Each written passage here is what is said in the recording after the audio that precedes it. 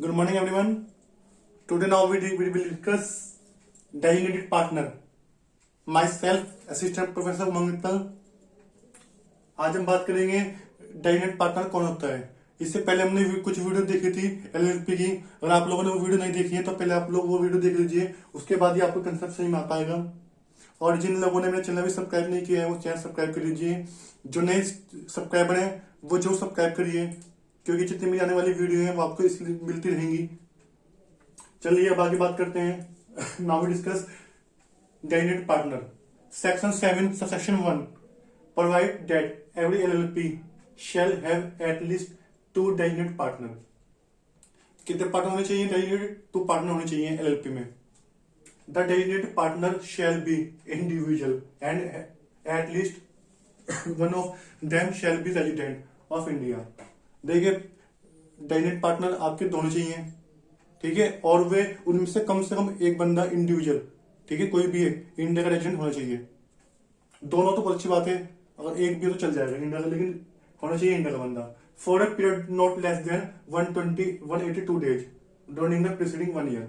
देखिए, कुछ हम इनकम टैक्स में रूल पढ़ते हैं, रेजिडेंट एक चैप्टर होता है इनकम टैक्स में, ठीक है। अभी कुछ में आप लोग काफी लोग जानते नहीं होंगे होता क्या है। एक रूल होता है, हम कब उस बंदे को अपने इंडिया का बंदा मानेंगे जब वो इंडिया में 182 डेज इंडिया में रहता है या उससे ज्यादा रहता है, तो वो इंडिया का नागरिक माना जाएगा, ठीक है, रेजिडेंट ऑफ इंडिया का माना जाएगा। तो इन्होंने कहा है जो बंदा इससे कम रहता है वो नहीं माना जाएगा, कम से कम 182 दिन तो उसको रहना ही है इंडिया में, तो वो क्या माना जाएगा? इंडिया का नागरिक। तो 2 डेजिग्नेटेड पार्टनर होने चाहिए, दोनों में से एक कम से कम एक पार्टनर तो इंडिया का होना चाहिए रेजिडेंट। और रेजिडेंट की डेफिनेशन क्या है? एटलीस्ट 182 डेज इन इंडिया और मोर। कम से कम 182 दिन तो रहेगी वो इंडिया में, जैसा ज्यादा रहेगा तो उसको क्या मानेंगे? Resident of India. तो ये बात थी हमारी डेजिग्नेटेड पार्टनर की। अच्छा, इसको आप इसको ऐसे समझ सकते हैं, जैसे कंपनी में हो ना मैनेजिंग डायरेक्टर होता है, कंपनी में जो मैनेजिंग डायरेक्टर होता है सेम इसका काम वही होता है, ठीक है। सारे जो इनसे कंप्लाइंस है सब ये देखता है, सब उसके लिए लायबल होता है, ठीक है। जितने भी डॉक्यूमेंट जाने होते हैं बाहर, सबके साइन वाइन सब इसी पार्टनर के होते हैं। तो ये 2 पार्टनर होते हैं और इनमें से एक का इंडिया होना बहुत जरूरी है। अब आगे बात करते हैं डिस्क्वालिफिकेशन ऑफ डेजिग्नेटेड पार्टनर।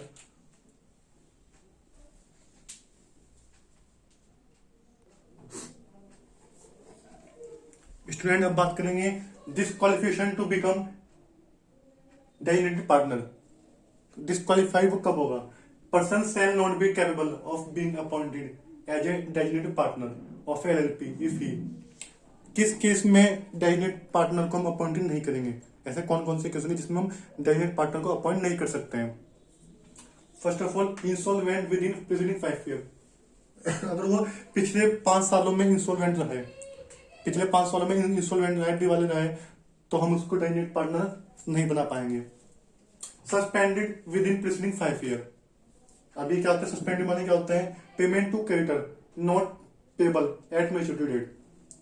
उसने पिछले 5 सालों में कभी केस ऐसा हुआ है कि उसने क्रेडिटर को पेमेंट नहीं किया है मैच्योरिटी डेट पे, अगर कुछ ऐसा केस हुआ है उसके साथ, तो हम उसको डेजिग्नेटेड पार्टनर नहीं बना सकते। थर्ड केस की बात करते हैं, convicted by court not less than 6 month. Court ने उसको 6 महीने से ज्यादा क्या माना है? अपराधी माना है। कॉन्विक्टेड माने उसको अपराधी माना है, सेक्शन 30, ठीक है। कोर्ट ने 6 महीने से ज्यादा के लिए, तो क्या होगा? हम उसको डेजिग्नेटेड पार्टनर नहीं बना पाएंगे।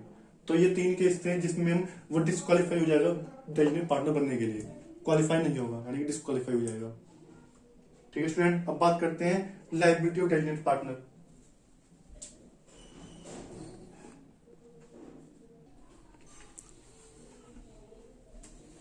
Liability of A designated partner. Section 8 provide the liability of the partner. It provide that unless expressly provide otherwise in this act, a designated partner shall be. अब देखिए, इसमें डिफाइन की गई कि जो डेजिग्नेटेड पार्टनर है उसकी लायबिलिटी कौन कौन सी है, ठीक है। जो बताई गई है, जो प्रोवाइड की गई है, हम उसकी बात करते हैं। Responsible for doing all act matter and things are as are required to be done by the in respect of compliance of the provision of the act, including filing of any document, return, statement, report under this act and as specified in the agreement. देखिए वो responsible होगा जितने भी matter है LLP के things है सभी के लिए, ठीक है, जो प्रोविजन बताई गई है, रिटर्न है, स्टेटमेंट है, रिपोर्ट है, ठीक है, सबको फाइल करने के लिए वो क्या होगा, रेस्पॉन्सिबल होगा, ठीक है। रिपोर्ट के लिए, स्टेटमेंट के लिए, सभी के लिए क्या होगा, लाइबल होगा। ऑल कंप्लायंस के लिए कौन होगा, designated partner. Liable to all penalty impose on LLP for any contravention of those provision.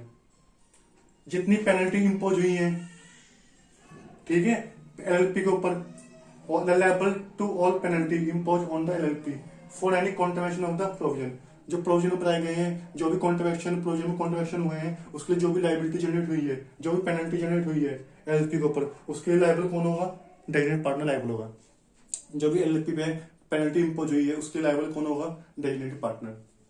Section 9 provide that LLP में appoint to be designated partner within 30 days of the vacancy rising of any reason. देखिए अगर कभी वो vacancy rising होती है, LLP में कभी vacancy rising होती है, तो उस केस में क्या होगा, सेक्शन 9 प्रोवाइड दैट एलएलपी। देखिए अगर कई बार किसी कारण से डेजिग्नेटेड पार्टनर मतलब चला गया है या उसको हटा दिया गया है किसी भी कारण से, और वैकेंसी होगी है, मतलब उसका पद खाली है, वैकेंट है, तो 30 दिन के अंदर हमको दूसरा डेजिग्नेटेड पार्टनर अपॉइंट करना होगा, ठीक है ना। Designated partner within 30 days of the vacancy rising. जिस दिन से वैकेंसी राइज हुई है वो दिन से लेकर 30 दिन के अंदर हमको दूसरा डेजिग्नेटेड पार्टनर वहां पे लाना होगा, उसके स्थान पर लाना होगा, ठीक है, उसके पद पर अपॉइंट करना होगा। तो ये लाइबिलिटी थी डेजिग्नेटेड पार्टनर की। आज की वीडियो हम यहीं पे रखते हैं। Thank you.